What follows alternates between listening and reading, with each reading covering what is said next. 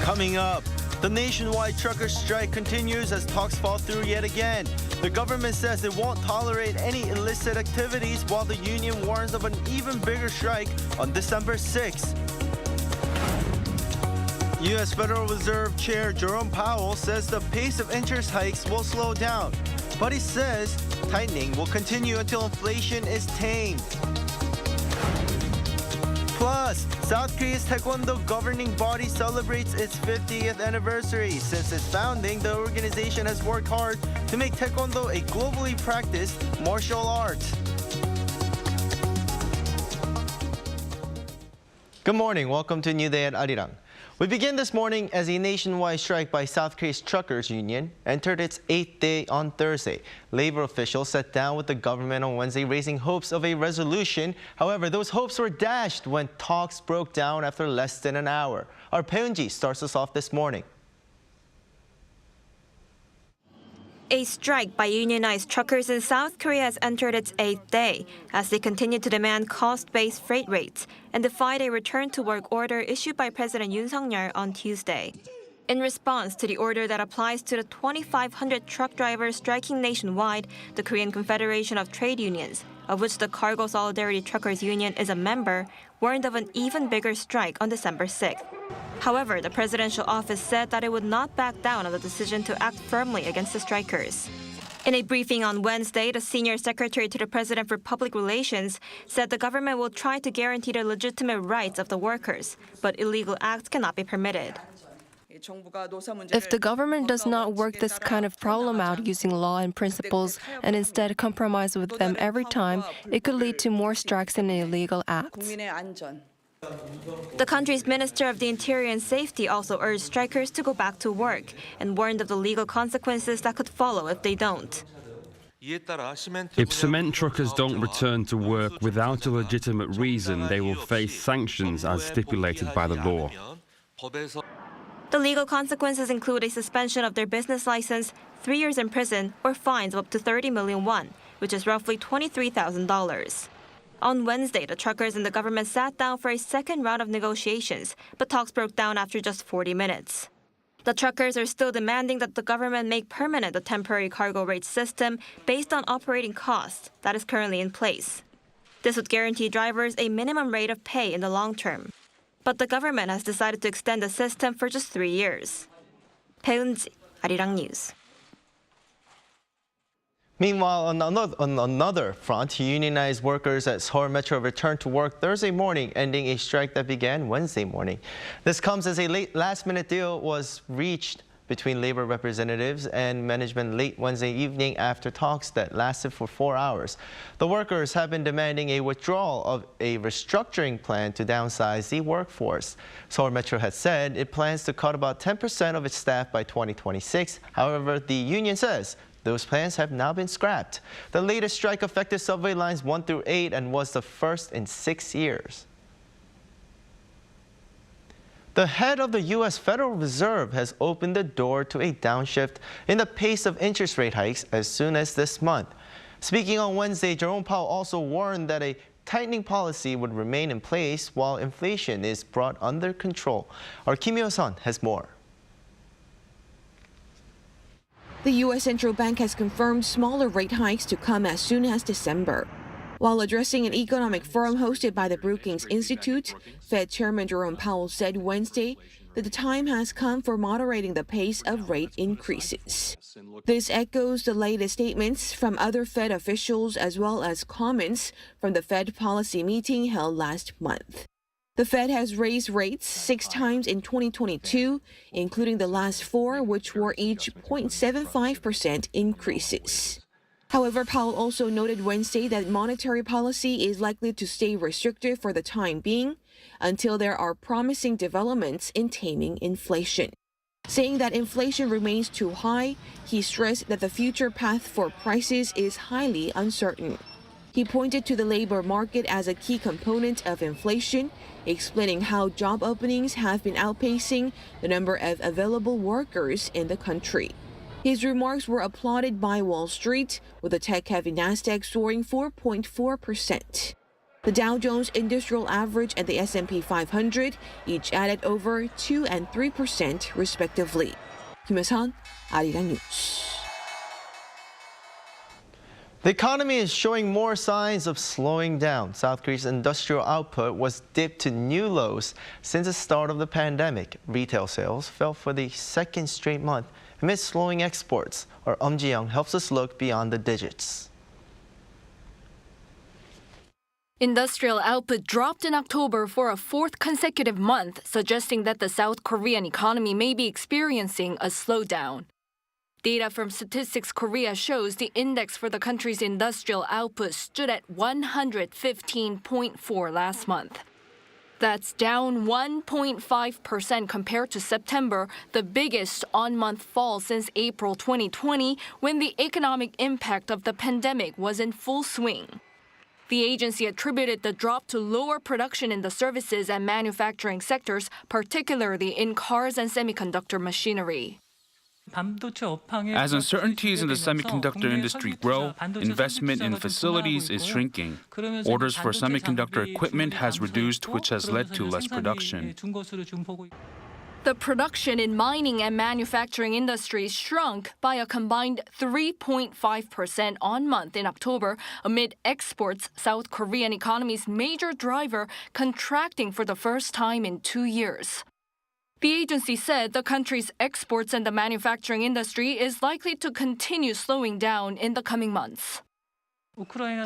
China continuing with its strong quarantine measures, the prolonged war in Ukraine and tightening monetary policies worldwide are the factors that could lead to a drop in South Korea's manufacturing and exports. Not only manufacturing, but production in the service industry has also gone down by 0.8%, the biggest drop since December 2020. Retail sales, a barometer for consumer demand, also edged down 0.2% on month, falling for the second month in a row, mainly due to clothing seeing a drop due to relatively warm weather in October. The agency said retail sales are likely to contract further in November due to the effect of crowd crush in Itaewon during Halloween. Ji-young, Arirang News. According to the Bank of Korea, the value of the country's exports fell in October for the first time in 2 years. The export value index for the month was down from a year earlier by almost 7%, led mainly by falling demand for semiconductors, the country's biggest export item. The value of imports, however, rose by nearly 10%, reflecting the trade deficits the country's been posting month after month. The biggest increase among imports was in mining products at 28%, while computers and electronic devices were up 12%. This resulted in a decline in Korea's net barter terms of trade, which is a measure of how much a country can buy in imports for each unit it sells and exports. The figure was down 7.4%. That was attributed to the combination of a drop in the prices of semiconductors and an increase in the cost of energy. Tarchum is added to UNESCO's Intangible Cultural Heritage list. The traditional Korean mass dance made the cut following a recommendation from its evaluation body early this month. Tarchum combines dance with storytelling and has the characteristics of both performing arts and drama. Now, South Korea has 22 items listed as UNESCO's Intangible Cultural Heritage. Among the latest are Sirim, or traditional Korean wrestling, inscribed in 2018 following joint efforts by Seoul and Pyongyang. Not to mention the Lantern Lighting Festival held every spring to celebrate Buddha's birthday. Kukkiwon works to spread the Korea's national sport of Taekwondo across the world. On Wednesday, the organization celebrated its 50th anniversary. Our Ishiu sheds light on some of the standout accomplishments. Welcome to Kukkiwon, where Taekwondo artists fly through the air and break stones with bare but iron fists. It was in 1972 that Kukkiwon, also known as the World Taekwondo Headquarters, was founded in South Korea to globalize the martial art of Taekwondo. And on Wednesday, Kukkiwon celebrated the 50th anniversary of its founding. It invited and introduced its dispatch masters, the Taekwondo masters dispatched by the organization, who are working to educate and spread the spirit of Taekwondo in 54 countries around the world. Foreign ambassadors to South Korea also joined and delivered congratulatory speeches. Around 40 foreign ambassadors were given an honorary Taekwondo Dan or degrees of belts. The dispatch masters helped the ambassadors put on their dobok or Taekwondo wear. I've spent 25 years or half my life in Sri Lanka pioneering Taekwondo training in the country. We are doing our best and pouring our hearts out and will continue to work hard. Taekwondo is first a marvelous martial art. It's full of values of courage, tenacity, precision, respect. The organization has been backed by the Ministry of Culture, Sports and Tourism since its founding and has worked to make Taekwondo an official Olympic sport and also the national sport of South Korea designated by law. It also hosted the first ever World Taekwondo Championships that continues to this day and unified the sports promotion test and training system. For half a century, Taekwondo, our national sport, has spread to the world. There are Taekwondo associations in 212 countries around the world, and 203 countries are receiving Kukkiwon's Dan certificates. This, I think, is a great cultural heritage.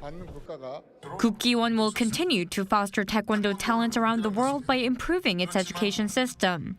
It will also work to develop tour programs as well as broadcast content that incorporates Taekwondo. 이시후, Arirang News.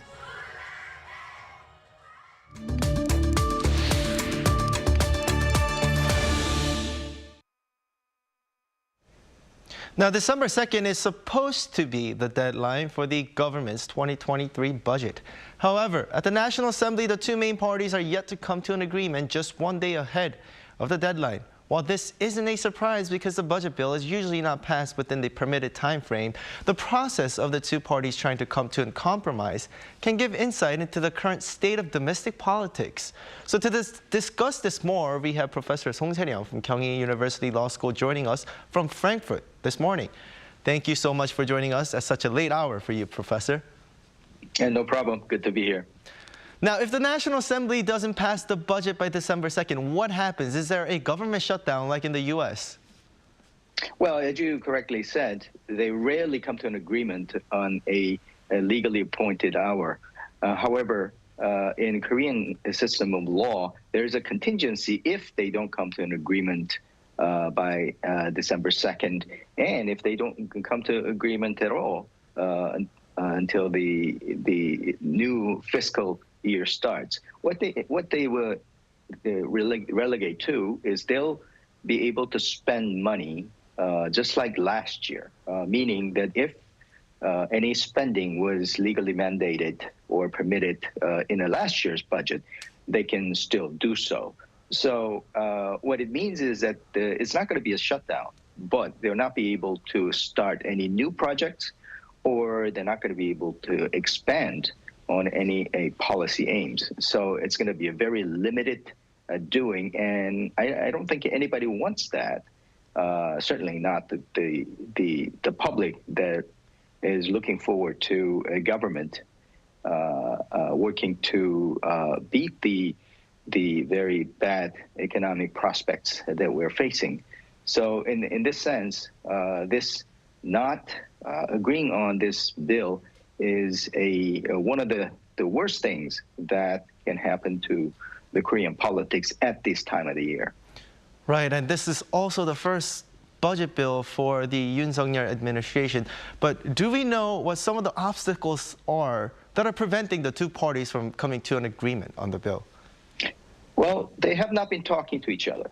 So there are over 100 projects that they have not really come to an agreement. But I think you can look to other factors. There was obviously bad blood between them, and the election, the presidential election I'm talking about, it was very, very close. And after that, Yoon Suk-yeol's government's approval rating is low.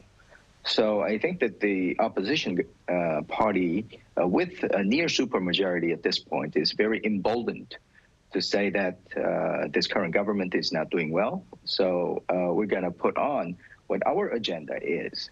Well, that sounds very strange, but because they are the ones that lost the presidential election, and this government, Yoon Suk-yeol government, should be allowed to at least put on their programs.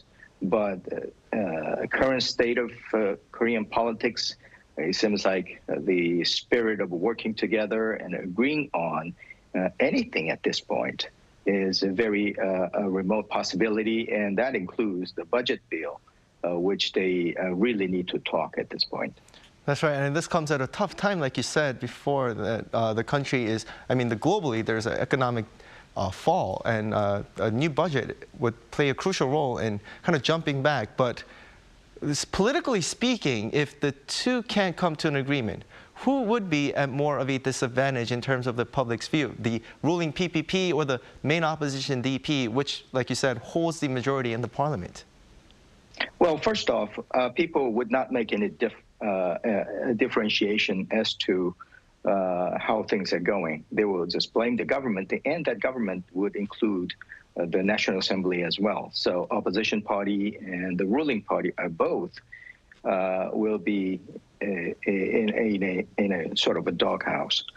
But there is a difference in that the Yoon Suk-yeol's government is executive government. So in the short term, people probably blame the president, and any sort of bad policies that are put on in this government would be blamed on the executive branch. But in the long run, I think the opposition party is at a greater risk at this point because they have a pretty comfortable majority. And when the general election comes, I think that people will make some determination as to whether it was a good idea to give them too much of a majority so that they can be a stumbling block for every step of the way that the current government does. After all, the presidential election was won by the PPP, and people's mandate is more on the Yoon Suk-yeol government at this point. So in that sense, if they fear the public's judgment in the general election and the political determination at all, it would be a good sense to come together as they're supposed to and agree on the legislations and on the directions that the Korea needs to go. Things are very tough security-wise, economy and diplomatic sense. So I think that everybody feels that the Korean government at this point should shape up and come to their senses, and it starts with working together on this critical bill. That's right. Those are some harsh words, but lawmakers will hopefully get your message. And thank you so much again for joining us, and I hope you have a great evening, Professor. My pleasure. Thank you.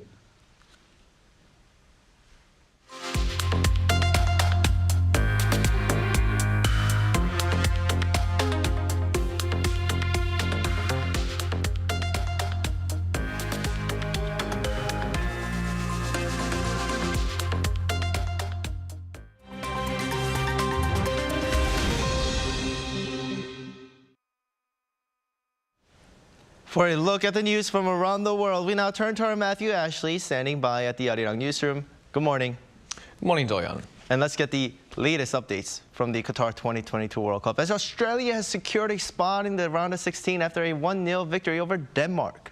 Well, that is right. The Socceroos are set to make their second appearance in the knockout phase in the tournament, and this for the first time in 16 years. Australia is also the first team from the Asian Football Confederation to advance in this World Cup. Now, Australia scored its match-winning goal on 60 minutes. It came after Denmark lost possession in the Australian penalty area, and the Socceroos launched a counter-attack with Matthew Leckie finishing off a good run with the ball by finding the bottom corner with a left-foot shot. Now, the result means that Denmark exits the tournament at the bottom of Group D with only 1 point. Australia is set to play against Argentina next, and this on Sunday at 4 a.m. Korea time. Now, another shock result from this World Cup as Tunisia was able to clinch a 1-0 win over defending champions France. Now, the French had already qualified and fielded a much-changed side.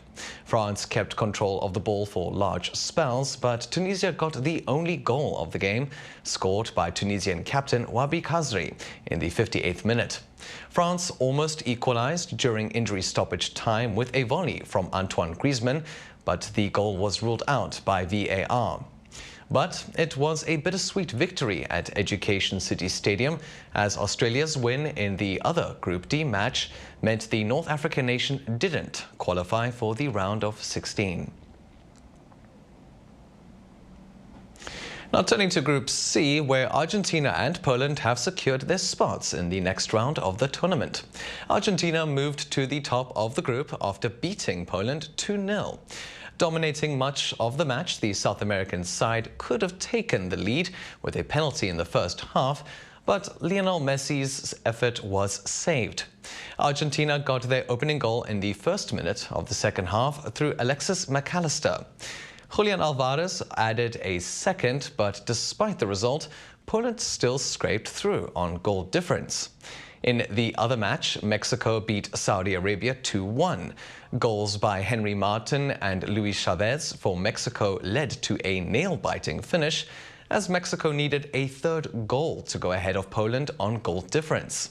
Mexico then had a goal disallowed for offside before Saudi Arabia's Salem Al-Dazari scored right at the end to seal Mexico's fate. And finally, a quick look at some of the upcoming World Cup fixtures. The next 4 matches see teams in Groups E and F play their final group stage games. 3 teams in Group F are battling it out to qualify for the round of 16. On Friday at 12 a.m. Korea time, top of the group Croatia take on third place Belgium, who need a win to go through. At the same time, second in the group standings, Morocco faces Canada, who have already been eliminated. A draw would be enough to guarantee that Morocco advances to the next round. Then at 4 a.m., 2 matches from Group E, where it's still all to play for. In the clash between first and second in the group, Spain takes on Japan.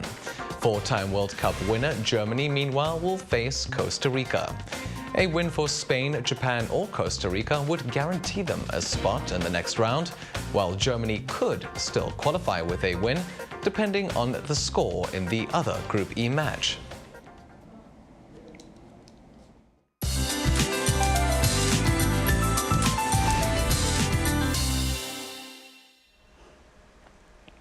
Good morning. December is starting with bone-chilling temperatures. Morning lows are 2 to 5 degrees lower than the same time yesterday, with cold wave alerts remaining in place across much of the country. Meanwhile, those on the west coast and in mountainous regions of Jeju need to drive with extra care, with on and off snowfall expected throughout the day. And until tomorrow morning, the west coast could see 1 to 3 centimeters of snowfall, 5 centimeters on mountainous regions of Jeju Island, while the rest of the island could be seeing rain today. Afternoon highs will be slightly higher than yesterday, topping out at -1 degree Celsius here in the capital, 4 degrees in Daegu and Gyeongju this afternoon. But sharp winds will make feels-like temperatures colder than what the thermometer points to. And the dry weather advisory has been expanded to the capital area as well. Bitter cold winds and freezing temperatures will add more dryness to the air. The cold snap eases slightly tomorrow morning, but stay bundled. It will still be colder than seasonal norms. With that in mind, here's a look at the weather conditions around the globe.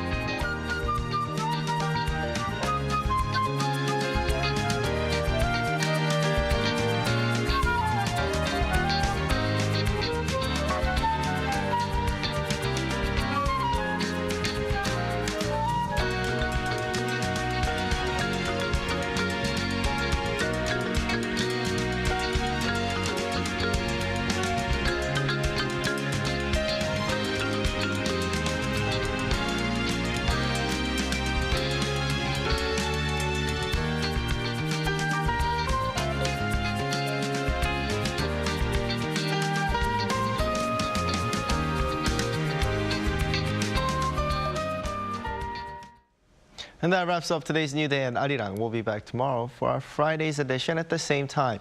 Please stay with Arirang News though for more updates throughout the day. Have a lovely day or evening wherever you are, and take care.